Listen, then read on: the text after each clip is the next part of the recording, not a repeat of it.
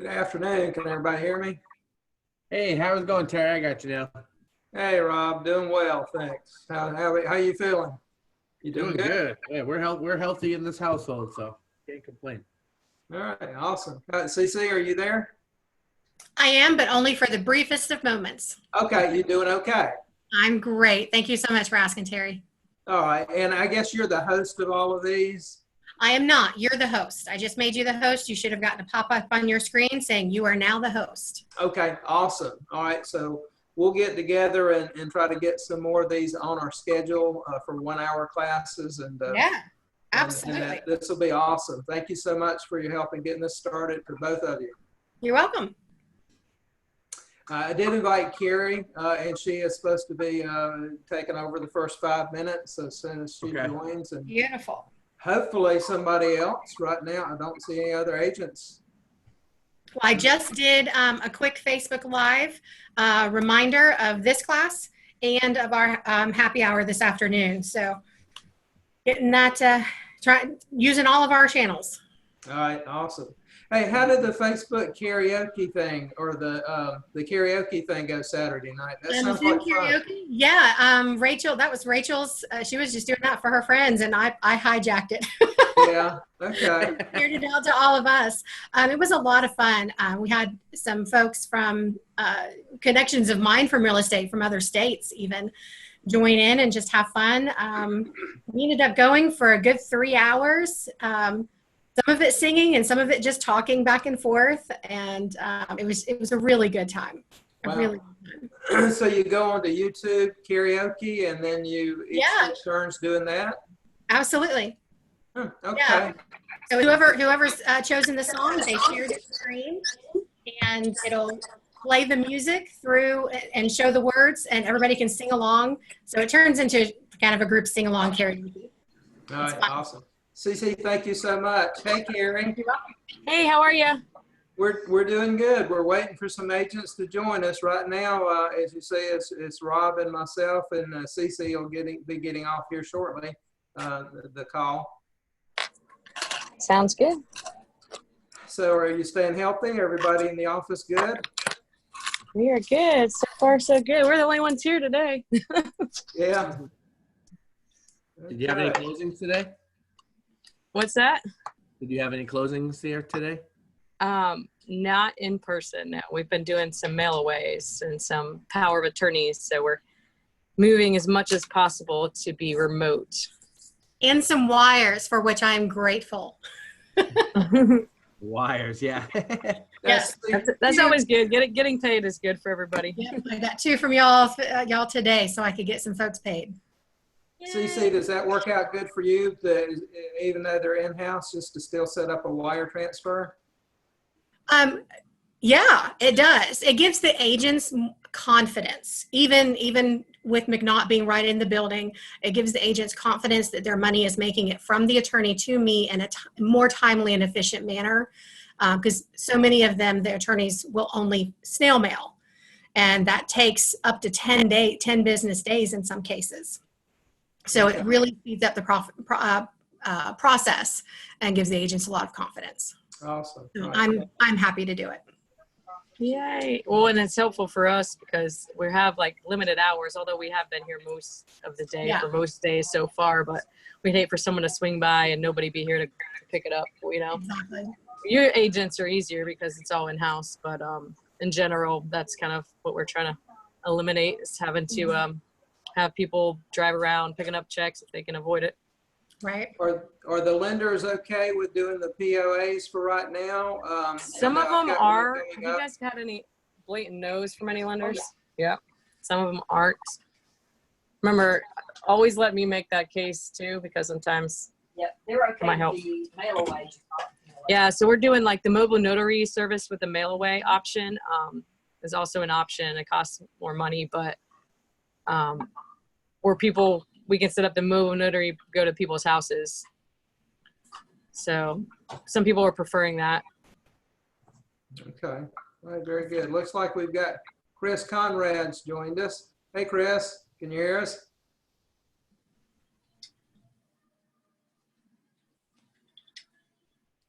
Not yet. Okay. Sometimes it takes a couple extra seconds for all the audio and video to engage. Looks like she's able to speak, so maybe we'll give her a moment. I've been doing, so for the ones that people haven't been coming in for, and we've been doing the power of attorneys, I've been doing Zoom calls with them to go through all the documents. So I'll just share my screen, go through their documents, let them ask their questions, so at least they feel comfortable with, you know, what's being signed and everything. Okay. Well, I will send Paige an email. I've got 2 coming up early to mid-April. And Okay. that sounds like a good plan for those. And then do the wire transfers for funds. So I will follow up with you on that. That's great. Thank you. Perfect. Hey, Kelly, what did the lender say about wiring the earnest money? Oh, they're fine with it. Yeah, they're fine with it. So that's also an option too, right? So earnest money checks, instead of people having to run around town to try and get those, we can also have those wired to us if it's easier for the buyers. Just keep that in mind. All right. Well, I have got 6 after. Guys, how long do you want to wait for agents to join us? I am not seeing any agent on the screen right now. That's true. Let's see. Unfortunately, Rob, this, as we've talked about, this is kind of typical, and, you know, follow-up email that this class is not only required, it's also mandatory for any agent taking a listing to consult with you directly, unless they have already taken this class in full. That's true. Well, one thing I can let you guys know what I was going to tell everybody. I'm starting to do more of a push for, you know, we can do seller docs for clients only, and I'm gonna share with you the benefits to doing that. And a specific example we had this past week. You know, one benefit is convenience. Your clients can come to our office in their office, right? Your agent's office, and come here to sign their seller docs as opposed to having to drive somewhere else in town to sign their closing docs. And they can do that ahead of time. So say closing's Friday, obviously they can sign Monday, Tuesday, Wednesday, whatever works out for them. But I think the biggest benefit to us is just having their own representation. So, you know, people don't realize how much that really does come into play, but you know, the real estate attorney is representing that buyer. So if they're on the listing side and there's an issue, their client is not protected. We had a closing last week, and we were representing the seller only. And this is what happened. Basically, there was an agreement that needed to be done at the last minute to hold some money back in escrow for windows that weren't repaired yet. Pretty common thing, right? And Ben Thomas was trying to sneak in a $350 charge to charge the sellers to write up an escrow agreement. It's a standard something that we do when we hold money in escrow, just to explain to the parties what we're doing. He tried to charge $350. It literally took me 10 minutes, and I called them. I said, they're not paying that. I'll write the agreement. I did it in 10 minutes and saved the client $350. But if they didn't have their own representation, they would have just felt like they had no options. And, you know, honestly, that office would have forced them to pay it. I know them. So that's just something to keep in mind. As the biggest option is when a title concern comes up, or when something needs to be drawn up, or an agreement, like I can do it for little to no money because I'm representing them already. So I think that's the biggest benefit. And it was a very good example that we had this week of saving them $350 in the matter of me making a phone call and saying, nope, you're not charging them that. I'll do it for free. It took me 10 minutes. So. Awesome. Great job. I see we've got Chris Conrad and Jill Lake. If you guys don't mind, could you enable audio and video so we could see you guys? I don't know about the video. Let's see. As long as we can hear you, that's fine. Hey, Jill. How do I do audio? Is it activated? Yeah, we can hear you. Yeah. Yeah, Okay. we can. Great. Thank you for joining us. Chris, can you hear us okay?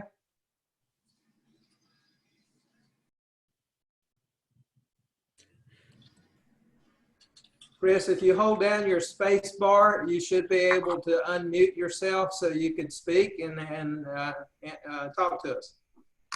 Can you hear me there? There we go. Can you hear me? Okay. Yeah. Hi, Chris. Hi. I'm having Yes. issues with video on my laptop, so, and I can't get into it on my phone, so I have no picture.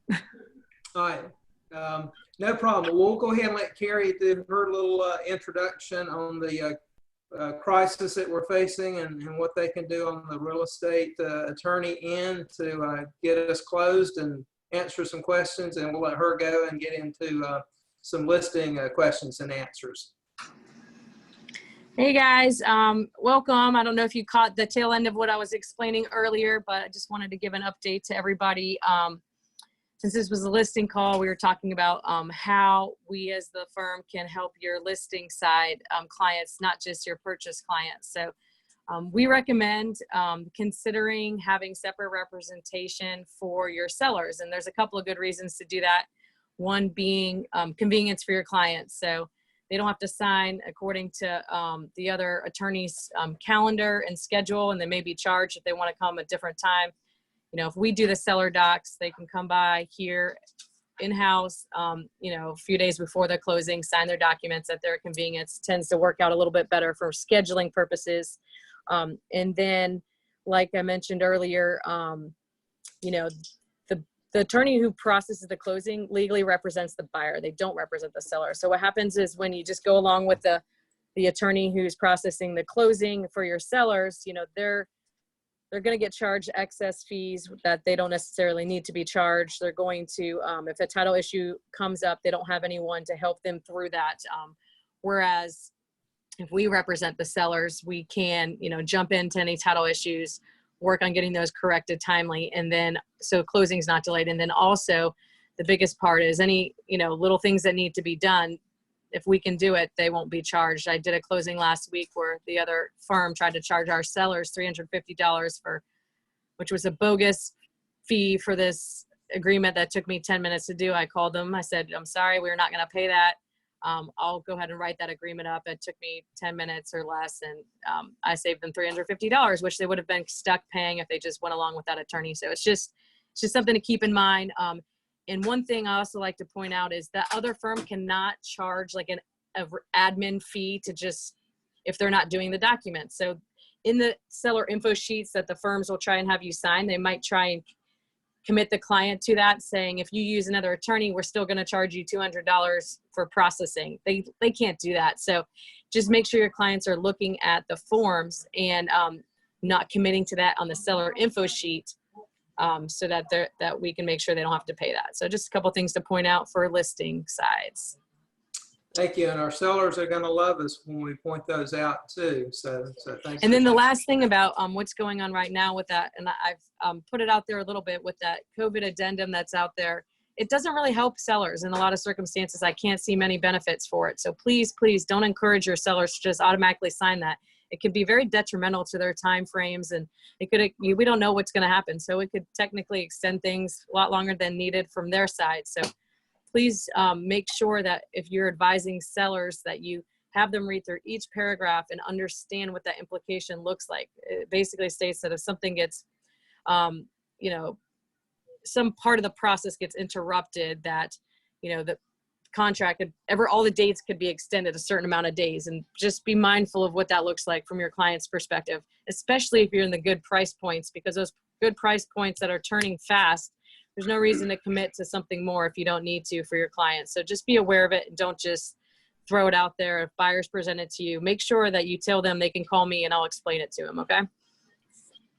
All right. Sounds good. Jill, Chris, any questions for Carrie before she has to go? None for me. Nope. Awesome, guys. If you get any questions, just let me know. Okay. All right. Thank you so much, Carrie. Have a great afternoon. Guys. Stay safe. All right, special guest number 2, Rob Pettit. Rob, tell us something good. Hey, it's a beautiful day. It's going to be 80 degrees tomorrow. I'm excited about that. Yeah, time to do a little work outside, get some fresh air. So, yeah, no doubt. No doubt. Well, I'm thankful for Carrie, but yeah, as I'm reading through the COVID addendum, it's not really something that's going to benefit the sellers. Looking through that, it's all the wording really is going to protect the buyer so they can get the earnest money deposit back.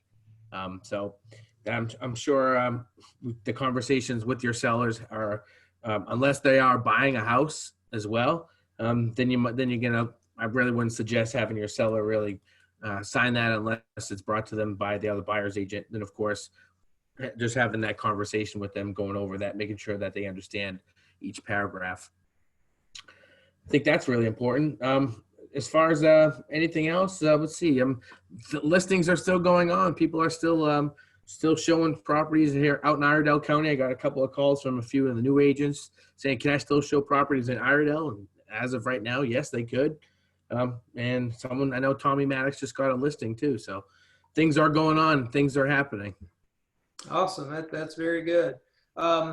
And so in taking listings right now, and this is open question and answer, guys. So Jill and Chris, please join in with any questions. We can still take listings, absolutely. And how do we do that? We do virtual appointments. We can do, Zoom, Skype. We can do FaceTime. We can do the pre-listing appointment with the sellers. Those are good ways to reach out and engage in a conversation with the sellers, right? And we've got the electronic signature document. So is there any reason why we couldn't take a listing today? There's no reason, look yesterday with not only the people in your database, but on Zillow, there was 56 new for sale by owners just in Iredell County in the past 25 days. So how about those people? I mean, those are people that have to move at some point for some other reason. So yeah, absolutely. You can do your listing appointments via phone call, via Zoom, have them walk through the house on FaceTime and send them the documents on paper. It's difficult, but you just have to get over that hump and being able to share that. So one thing that was pointed out yesterday in a call with Kent Temple and one of the who was the other guy? Rob. I just had a memory loss, but anyway,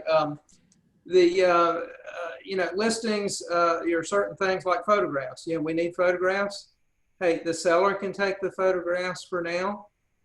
They're not going to be the best in the world, possibly, but they could. From what I've read, photographers are not considered essential. So we might not be able to take as many photographs and post them immediately. But how about the coming soons, right? With the coming soon, all we need is maybe an exterior photograph. Unofficially, I would do a ride by and take a photograph from my car in a heartbeat, unless the seller was comfortable taking it himself and sending it to me. I'm going to want to see that neighborhood. I'm going to want to see what's across the street and the side of each of the houses. We need that to come up with a good CMA, right? So the seller can use some online programs and show us the videos of the inside of his house. And we can talk about it as the seller walks through, going from room to room to room. So we can get a good view of the inside of the house, but what else do we need? We want to know what's surrounding that house. If it's across the street from a manure plant, could that be an effect on the value of that house? Yeah, absolutely. So how are people, so photographers are not essential. That's what I read. We want virtual tours. We're relying upon a seller to do that. So what's the strategy? Well, again, yesterday, and this is all stuff that I've learned yesterday on a Zoom call, the seller can do a virtual tour, possibly. We can do, virtual showings. We cannot do any showings ourselves.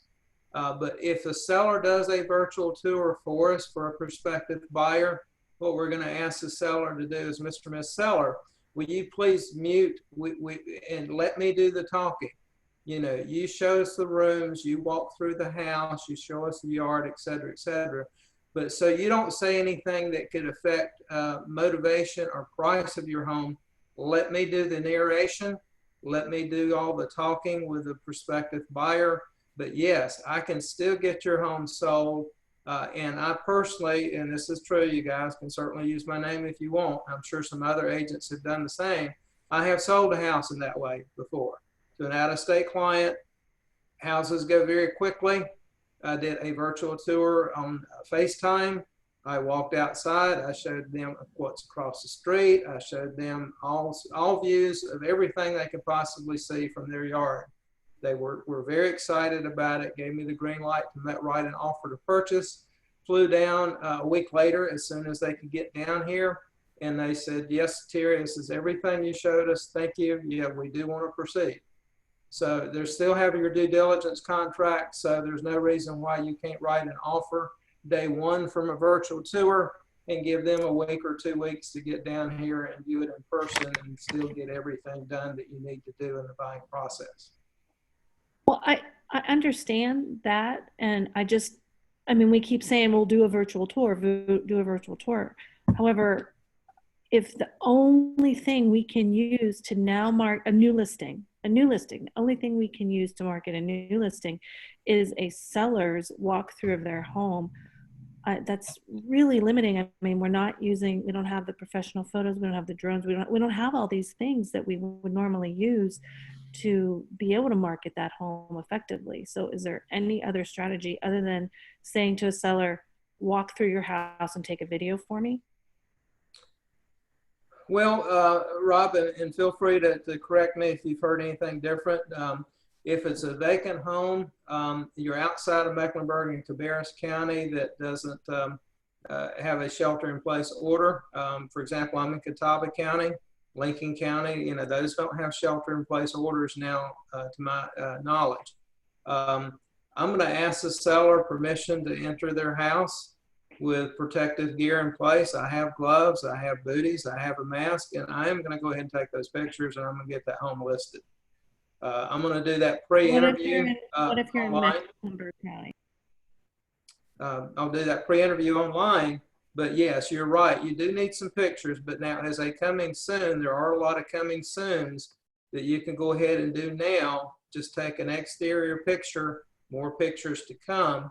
And if the stay-at-home order is lifted in the next 2.5 weeks or so, that will enable you to get out there and take additional pictures, again, taking proper precautions. Does that answer your question? Well, yes. However, I live in Mecklenburg County. I would imagine that's where most of my business is going to be. I just don't see how there's very many tools for us to use right now. Yeah, it's not going to be easy. I mean, because you're right, you can't show houses in Mecklenburg County, so you can't even have buyers go there. So I would say, I mean, your coming soon status right now is going to be your best bet, where you just have one exterior photo and then put out much information about the property that you can. But yeah, that's certainly a hurdle that we're going to have in Mecklenburg County, because we can't even show it. No one showing time has shut down everything for people even trying to schedule showings in Mecklenburg County. So well, if you had a professional photographer that could go out and do their job, I mean, you'd have access to all those tools that, even though you wouldn't be able to personally show it, they could see the drone, they could see they could just have a very good sense of what that property looks like without setting foot in it. But right. To not have anybody be able to do that except for the homeowner. I mean, I just. Right. Well, like what Terry said, I would, me as the agent, I would do it myself. I mean, that's what we used to do. And now with our cell phone, we get the iPhone 10, the iPhone 11. They have some pretty good photos, some pretty good video capabilities. So technically, I mean, I would probably do it myself. But I don't think there's any other vendors any other photographers that would even go out there. That's right, and you should always use a camera, but they said yesterday, Rob, to your point, iPhone 11 took great pictures. An agent did that on a listing that they had just taken, used an iPhone 11, and the pictures turned out great. Right, so yes, there are ways to do this. And remember, the coming soon, you can stretch it out for 21 days. There's still no showings right now, but you can still do the marketing, and the marketing is what's going to get that home sold. Absolutely. And then in 3 weeks, if we're still in a shelter-in-place order, worst case scenario, if you have to temporarily take the home off the market, at least the days on the market do not accrue. And so that's the key. You're doing some marketing, you're generating interest. The days on market are not accruing. So now is the time to be reaching out to your listing potentials and leads, sellers, and say, yes, I can still help you. I can still get your house listed. I can get it ready to go. So when this order is removed and showings are allowed, chances are we're going to get your home under contract pretty quick. Yeah. Jill, you've been in this business for quite a while. Share some things from your perspective. Well, from my perspective, I don't have people that want to put their house on the market right now. They're very concerned and consumed with the coronavirus, and they're taking a wait and see attitude. So, and I don't blame them personally, because everything is so up in the air. People can't come and look at their houses if they're Mecklenburg. And I've got buyers that are also taking the wait and see. So it's interesting because, you know, whenever we have any kind of event, be it the election, be it a hurricane, be it anything, people get distracted by what is going on, and it steps away from real estate a little bit. But this is so different because this affects everyone. So I would say at this point, my upcoming sellers are not ready to put their house on the market. As far as doing photography, things like that, I mean, I got an email from my photographer saying, you know, he's offering to do these Matterhorn virtual tour things, but, you know, if he can't go to the house, he can't do the virtual tour. But I do understand the part about, you know, your own photos, but we did take our own photos for years. Right. Mm-hmm. And we can certainly, you know, I would do the same thing. I would suit up and go take my own photos if it was necessary. But, you know, it makes sense to do the coming soon right now, because at least in Mecklenburg, and I just got a text from some friends that Forsyth County is getting ready to go. I mean, that's Winston, but they're issuing the stay at home as of Friday. So if Governor Cooper doesn't do it, more counties are probably going to follow. Right. Yeah, and Jill, that wasn't a real exactly positive, right. uplifting thing there, but you know, that's kind of the reality in my house.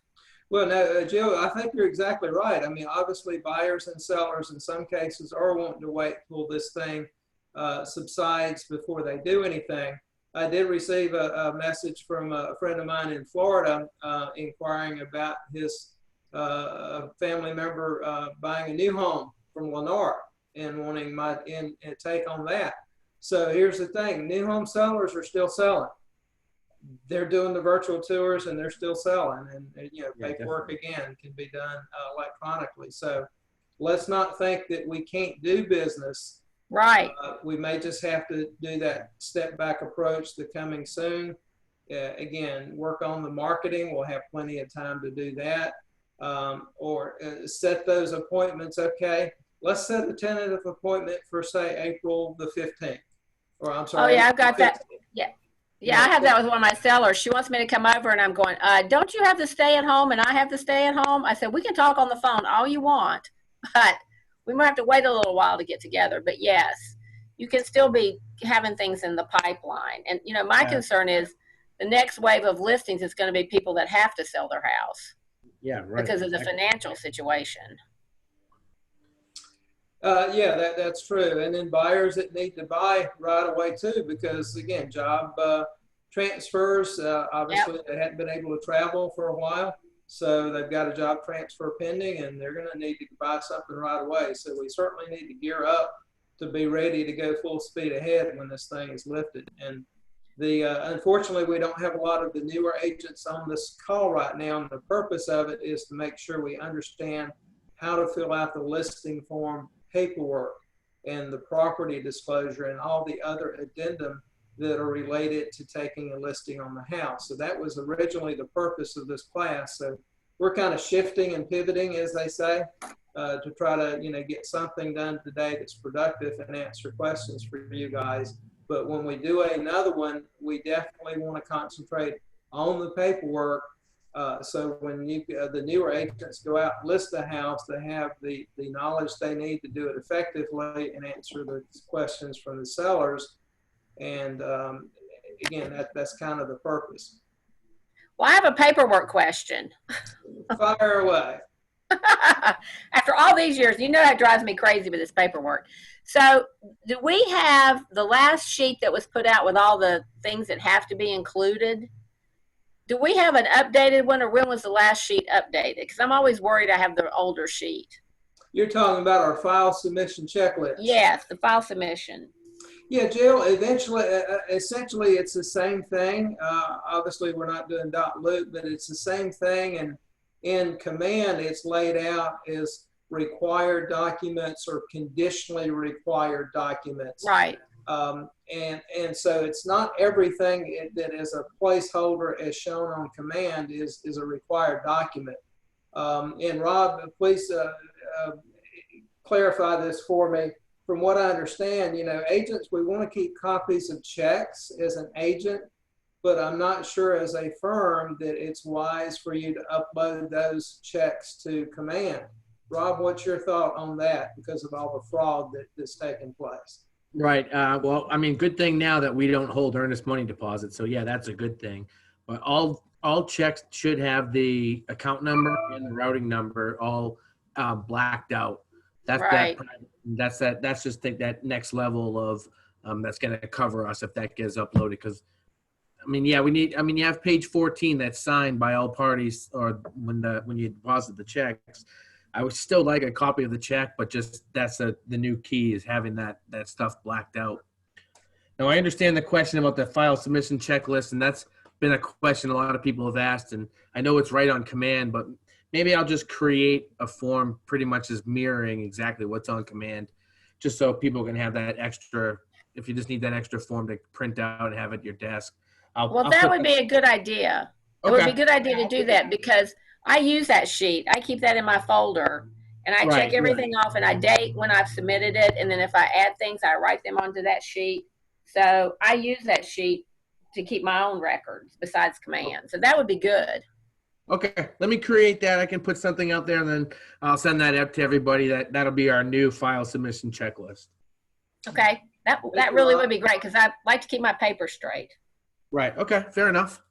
And Jill, you do a great job. Thank you for that. Well, it certainly gives me anxiety. This Command has just about whipped me, I'll tell you. Well, it's definitely gotten easier, and everybody knows I'm not a tech person, and this Zoom call, I had to ask Rob to assist me with it since I have not done it before. But hey, I'm learning something every day, so you can teach an old dog new tricks after all. I guess you can't. I had trouble getting into Zoom myself. That's why I was late, because I was trying to figure out all the things about how to get in, and it made you go through the intranet, the KW intranet, not go directly through Zoom. So I actually did figure it out, and here I am too. Awesome. All right, yeah, right, good. Once you do it once, now you're set up. Right. Hey, Chris, you have any questions for us? I have lots, but I don't know where to start. So. Well, tell us quickly, because I apologize. How long have you been in the business? Are you brand new, or did you transfer from another company?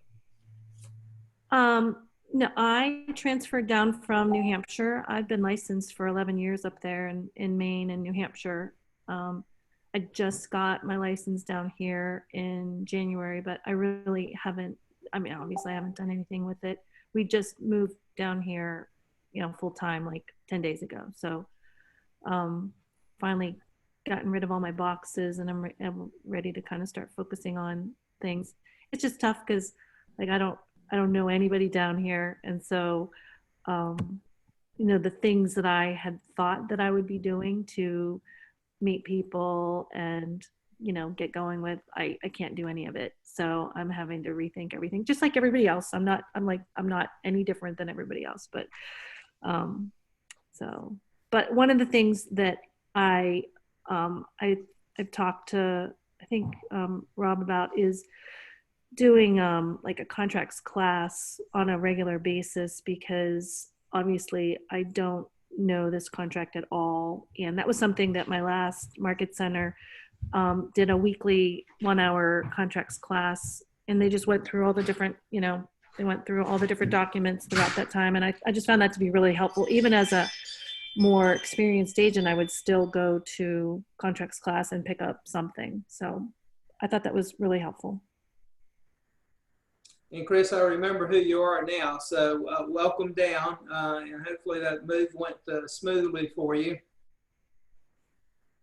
Yeah, it did. Everything was good up until the point where we got here and everything got locked down. So, but can't help that. So. That is unfortunate, but obviously you've got the experience when things do get lifted here to take charge and get your business moving forward in a productive manner. Meanwhile, obviously, Rob, as your broker in charge, is there for you as well as myself. Even though I defer broker in charge questions to Rob out of respect when he's available and here, if you can always reach out to me if you have a paperwork question that it's just a forms question. I'll be glad to kind of go over that with you in one fashion or another and make sure you understand what we need here in North Carolina. Thank you. I appreciate that. See, Terry, you want me to pull up the listing form right now? See if I can share that, and then maybe you can kind of just go through what you had for, and if Chris has any questions about that. Okay, yeah, Rob, if you want to do that, we'll just go through it very, very quickly. And again, just kind of questions and answers. Rob and I can hit just a few bullet points on it. But we've got about 20 minutes or so left, so I'd like to kind of get through it quickly and still leave a few minutes for any questions that might bring up. Would anybody mind if I signed off on this one? Not at all, Jill. You know what you're doing. You were around before Rob and I both, so thank you again for participating in the call. All right, Rob, thanks for putting that sheet together. I'm going to need that. Okay, yeah, no problem. I will do that. All right, bye. Bye, Jill. Stay safe.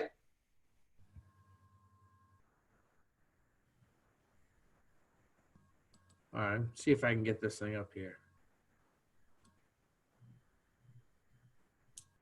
Chris, can you find a way to unmute yourself? It looks like you're muted. Obviously, you can hold down the space bar, but There, I think I'm, is that better?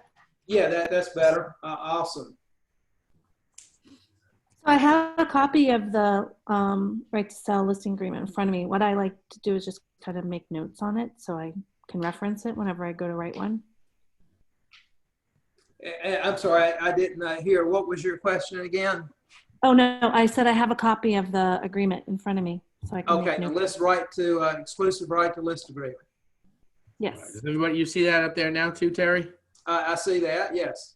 Yep. Okay. Okay, so quickly, page 1 is just obviously filling in the blanks. You do have to have an effective date, which is the date normally that it's signed. And then again, when's it going to terminate? So as an experienced agent, you're going to realize that, some things, 6-month time frame might be fine. But, I've done agreements for a year if it's a very high priced home, or if it's a home that has some structural or functional obsolescence is maybe a little difficult to sell. Again, you add as many days as you need as far as that expiration date under 1C. The property information, that's pretty much fill in the blank. You're going to get that information from several sources such as Realist, the county tax records, and of course, ask the seller. And your job as a listing agent, of course, is to verify that everything is correct. On page 2, let's make sure that we note under 3B, anything that's leased and not owned. And here's what's going to put you above a lot of other realtors if you have to be competing with other realtors. Security systems. You see where security systems is identified? Yep. I'll bet you most realtors, they may talk about propane tanks. We all know those are in most cases leased. Satellite dishes, they don't get removed from roofs, they stay. But security systems, those in most cases, if they're monitored, there's a monitoring service. And that's all kind of equipment that is not going to get removed from the house, but that monitoring service has to be paid for in full by the seller. The buyer doesn't have to take that over. So when you're identifying that security system, if there is one as a leased piece of equipment, make sure you have that conversation with your seller. hey, you realize if you have a 2-year agreement, that you're still going to have to pay that agreement in full unless the buyer agrees to take over that monitoring contract. Most buyers that I've run into have not wanted to do that because they know that they still have a audible security system that works and that equipment is going to remain in place. So that may be a factor that you need to identify in your seller net, because again, they still may owe as a seller $1,500 for a security system. If you've got a seller net that's very close to zero, that's going to make a difference. That doesn't have to be paid at closing. That's not a closing item that's paid, but the seller is still responsible for paying off that security system contract should the buyer not take it over. Does that make sense? Yes. Okay. Any other items that don't convey? Obviously, you're going to list those. I've seen some very expensive dining room chandeliers, and yes, the sellers can take those as long as you identify it, but you're going to certainly want to recommend to the seller that they take those before showings start, because if I see it as a buyer, I want it. How about you, Rob? Yeah, no doubt. If it's there, I've seen it written in the contract, no doubt. What other things do you come across? Like, what other things might you see there? As far as the items that do not convey? Mm-hmm. Yes. Well, if it's attached to the house, basically it does in North Carolina. The old scenario, if you were able to take that house and turn it upside down and shake it, if it doesn't fall down, it's attached to the house and it remains. So even hot tubs are considered part of the house. They would remain unless you exclude it and disclose that hot tub does not remain. But a lot of things that some sellers want to take with them again are usually light fixtures in some cases. Hanging storage bins was one that was in a garage somebody wanted to take, and that was like, you can't take that. Those are screwed in. Okay. Yeah, the large bookcases, they're not built in, but they may look like they are, just to make sure that you don't have any issues with a buyer. I've seen a couple of those lately. They take up the entire room, but they're not affixed to the wall. I'd make sure that you disclose that those do not remain. They are personal property. So that's more of a disclosure item. You don't necessarily need to put that on the listing agreement other than for note-taking purposes. Okay. Item 5 is very important, home warranty. Even if the seller does or does not agree to do a home warranty, we do as a firm and as an agent get $100 from America's Preferred, is it, Rob? Correct, America's Preferred. Right, so they will pay us $100 if we issue a home warranty through their company. So we have to disclose that, even if the warranty is not ordered, if we use another vendor. So please make sure that you go ahead and write $100 in under a fee of blank will be offered to the firm, because you will earn that and get paid $100 if you use America's Preferred Warranty. And we have to disclose that to the sellers, in advance. Even if there is no warranty purchased. Right, because it says that we're disclosing that we could be offered $100. It doesn't mean that we will. It doesn't mean that we are going to use that particular company. But just for full disclosure purposes for RESPA and federal government, we do need to disclose that firm could pay us $100 if the seller elects to use their services. What's the amount for the not to exceed? Is there a typical amount there, or does it depend on what the people are buying? It depends upon the warranty company. I have seen, I've ordered 2 this week. One was $580 and one was $565. So that does vary. Okay. You have something else going on? Mom? Moving on to page, the next page. So funny. Under 7. Hey, that's funny. Brooke and I have had some run-ins, but The total fee paid to the firm Obviously, 6% is what I charge and what Keller Williams charges. And obviously, that's not, that is a negotiable fee. But what reason I bring that up is that some agents put 3% there, and then they'll put 3% of what we pay the buyer's agent. If you do that, that means you're listing the house for free.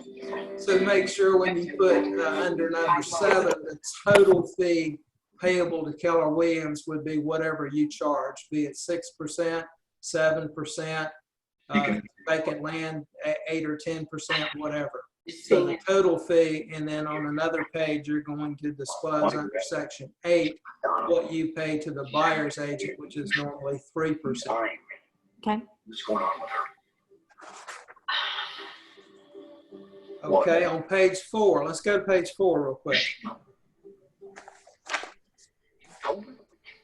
Page 4 under marketing. So obviously the listing agreement is effective in most cases when both the seller and the agent sign it. So when are we going to start marketing? We're going to start marketing right away, or we're going to delay marketing in this market right now. Maybe we take the listing today, and Chris, in answer to your question, you really can't do anything with it. Hey, but let's get the listing agreement signed now, and we're going to start marketing April the 20th.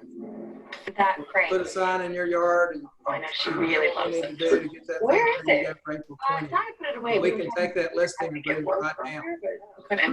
Here? Yeah. Yeah, you can- Hey, Oh, Ann, that's, can you put your speaker on mute, please? I don't know. I don't think they even know that they're on. Seemed to want to work. Oh, is that the picture frame that you got for Brooke? Yeah. Yep. Who just joined us on Zoom there? Please mute your Those speaker. waiting into each other. That doesn't seem to be working. Here, Terry, click up over here where it says participants. You might be able to mute her because you're the host. Okay. Yeah, you did. There you go. Okay, we're And good. who just joined us? That's Ann. Ann. Hey, Ann, how are you? Hey. Okay. So you're unmuted now, so we can hear everything you and anyone else in the room says. So what we're doing is we're almost done, but we're on page 4 of the listing agreement, and then we'll give you a chance to ask any questions you have once we get through this. Sound like a plan? Yes, thank you. Okay. Very good. Anyway, we can put on marketing, we can put a date for later in April and still get an effective listing agreement signed today, which is the goal. Always get something signed when you're in front of the client, and that way you can go ahead and start doing your marketing, right? You're not going to do anything unless you have a signed agreement first. Moving on to page 5. There is a section there under coming soon. So if we are doing a coming soon advertising, you can start marketing today and you can delay showings for up to 21 days. Now, again, right now we're in the midst of the COVID-19 crisis, but when this is over with, just know that if you do a coming soon, the most you can kick that out is 21-day period. But you can go ahead and put it in the MLS, add your photos, start your marketing. You can even take an offer to purchase. You just cannot allow anyone to see it until that coming soon date ends, whether it be 7 days, 14 days, or up to, but no more than 21 days. Make sense? Yes, so no one's allowed to see it if you have. Right. If you do a coming soon, No showing, say not when even you're gonna yourself, not even the listing agent. allow showings to begin. So no showings until that date arrives. Okay. All right. And again, we're just moving some of this quickly. A lot of the this form is fill in the blank. Obviously, you still want to take time to review this form in detail and maybe highlight some bullet points to share with the sellers. The more that you can share with the sellers up front just puts you head and shoulders above other agents that may just not do that. Just like we were talking about other things that they may not hear from another agent. Hey guys, just so you know, Accidents happen all the time, for example. And I've had mailboxes that get knocked down by automobile accidents. If you're on a major highway, just be sure that you know that if your mailbox gets taken out, it is considered a fixture and part of your home and property that needs to be replaced prior to closing. So we don't have a buyer come by on the day before closing and do the walkthrough. What happened to that mailbox? Oh, it got knocked down by a traffic accident. Well, Mr. and Miss Seller, they have to replace that mailbox before closing. And so the day before is not the time for that to come up. Good point. Yes. Okay, page 6 is some information on the listing agreement where you're filling it out. If there's a property owners association, HOA, you want to put that information there. If there's not, then you of course would put none. You obviously want to answer the rest of the questions on that page, including any current liens. Make sure that you clarify with the sellers that current liens includes home equity line of credits. You know, those have to be paid for, as we all know, at the time of closing, but maybe the seller doesn't know that. Oh yeah, I have a first mortgage of $300,000. I have a $50,000 home equity line of credit I use for other miscellaneous stuff. They need to be reminded that we need that information because that account's going to have to be closed and paid in full at time of closing or settlement with the attorney.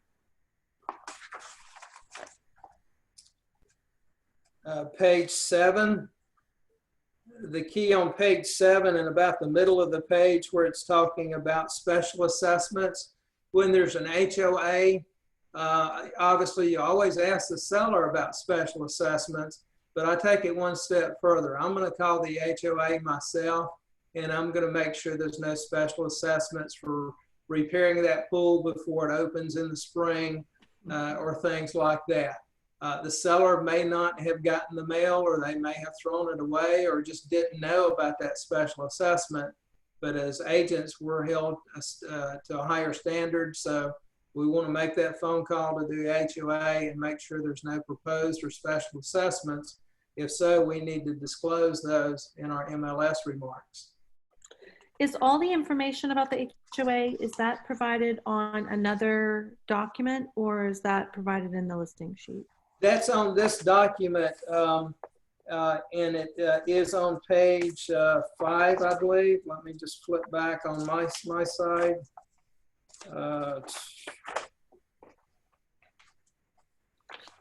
Page 6, right at the Bottom, top. top of 6. Yeah, page 6. Yep, I'm sorry. Yep, top of 6. So, right, that's where you're going to put all that information about the Property Owners Association there. You want to put a name, you want to put a phone number. If you have a website, that's great, but as long as you have the contact information is what we need. That's also going to be on the property disclosure. You just want to make sure that information is the same on both of those documents as the listing agent. Okay, great. Yeah, good point, Terry. So on the property disclosures, they ask a little bit more questions about the HOA, like some of the fees and expenses that they cover, in addition to what the actual fee is and when it is due, if it's monthly or bi-monthly or annually. So this is one part, but also on the seller's disclosures where it gets a little bit more into detail. Okay. Thank you, Rob. Moving on quickly, because we only have about 5 minutes, and I know some of us have other plans. On page 16, I'm sorry, on paragraph 16 on page 8, other additional terms and conditions. Now, as we know, as real estate agents on page 8 under additional terms and conditions, we cannot draft documents. That does have to be done with an attorney. So this is not drafting. This is a simple statement. Maybe it's something to the effect that, okay, I'm really eager to get your business and I know I'm competing with other agents, but this is what I do for my sellers. Now, again, this is using your script. What I do for my sellers, if you agree to list with me today, what I'm going to do is I'm going to pay for that home warranty for you because I think it's essential that we give that up front. And I know you said you didn't want to spend $550 for a home warranty, but I think it's important, so I'll be glad to pay for that for you at closing. How's that sound? Are you ready to go ahead and let me list your property? Yes, right? So things like that is what you could put under item 16. Maybe you're putting something under item 16. Rob, can you give me another example of something that an agent and a seller may agree to? Yep. So, well, I had one where when I used to meet with a for sale by owner, and they'd say, well, I showed the property to Joe Smith. And I say, okay, that's no problem. We can exclude Joe Smith as long as he's not working with a real estate agent. No, he's not. He's not ready to buy yet, but okay. So additional terms of condition, I would put buyer excluded Joe Smith, and I'd write down their phone number. And if that was ever the case where Joe Smith wanted to buy the house, and as long as he was not working with a real estate agent, I told the seller that I would treat them like the co-broke, and we would cut the commission in half. So you could put excluded buyers in there. Exactly. Very good point. And of course, I'm always going to do that and put a date. I may give them 30 days. You know, if Joe Smith doesn't buy your home in the next 30 days, then this doesn't apply. Okay. Something else that you might be able to put in here is maybe your seller wants just a little bit more for that house than you think the market evaluation indicates. So how about this? How about, okay, I'm going to take your listing and we'll list it for $300,000, but my market analysis indicates a better price is $290,000. Will you agree to reduce your listing price by $10,000 in 30 days if we do not have this home under contract? Okay. So see, that's something now that in itself, you need to do an additional agreement to amend, and that's another form we'll cover another day, but that kind of holds them accountable. So if they're willing to reduce $10,000 in 30 days, then there's another form that will allow you to actually do that. But write that in there today and just kind of prepare them. Hey, we'll try it your way now, but if we don't get it under contract, you know, $290 is a better price. Okay. Okay, moving along, the most important thing, Chris and Ann, for you guys to know under agency is always, always, always initial, have the seller and buyers, if it's a buyer agency, initial dual and designated. Never, never exclusive. So we're dual agents and designated agents. If Rob and I each represent the buyer and seller, we're dual designated agents. We both work for KW, but yes, we do represent our individual buyer and seller. Exclusive representation does not allow that. If you have a seller that desires exclusive representation, what they're saying is that, hey, Terry, I love you and KW, but you can't let any KW agent out of Cornelius in this home because I'm not going to let you bring me an offer because I don't trust you. That's really what they're saying. Exclusive means you cannot allow a Keller Williams Cornelius agent bring you an offer because the seller wants only you and you only to represent them. So does it make sense? We're never going to do exclusive representation on a listing agreement. Yes. Okay. Now, a buyer agency is a little bit different, but those are supposed to be done before you go under contract. So since we never know what we're going to be writing an offer on, the same should apply for buyer agencies. We want to allow dual and designated agents for buyers as well. So we would usually be having them initial that first box, seller authorizes the firm to act as a dual agent. And then they would also initial block E. Yes, just in case. Right, because we don't know who the other side of the transaction is going to be with. But if you initial the designated agency box now, if it's with Keller Williams Cornelius, you're covered. If you don't initial it at the time of listing, And again, Rob brings an offer from his buyer on my listing before I can allow my seller to sign that offer.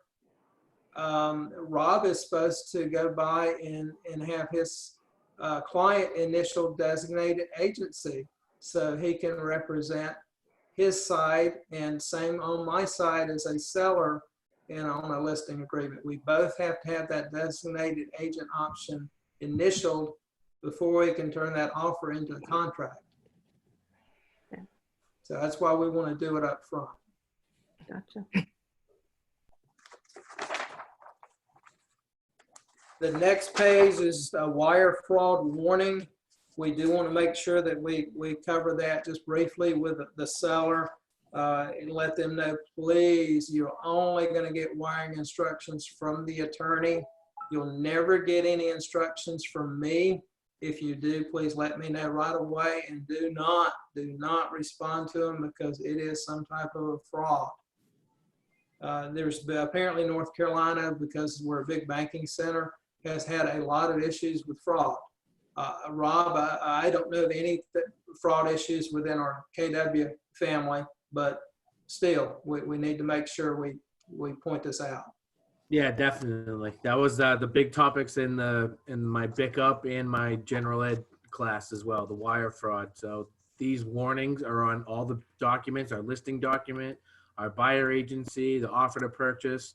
However, you're still required to have this conversation with your clients. So just be sure to reiterate the same thing. I will never send you wiring instructions.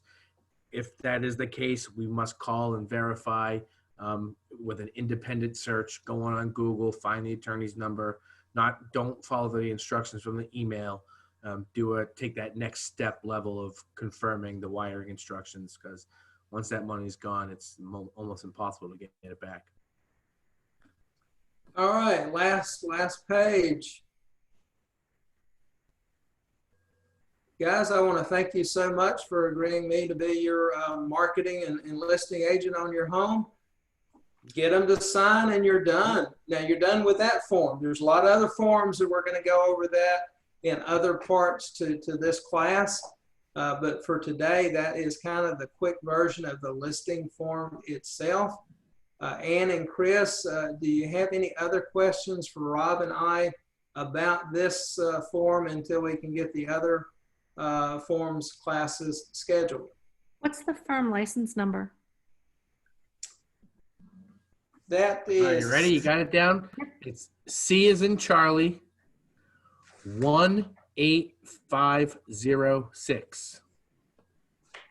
Charlie 18506. 18506, correct. Awesome. Thank you. Thank you very much. Y'all have a great day.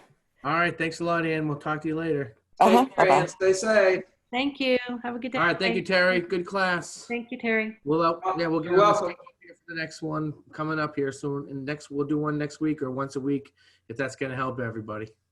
Okay. Rob, thank you so much for your help.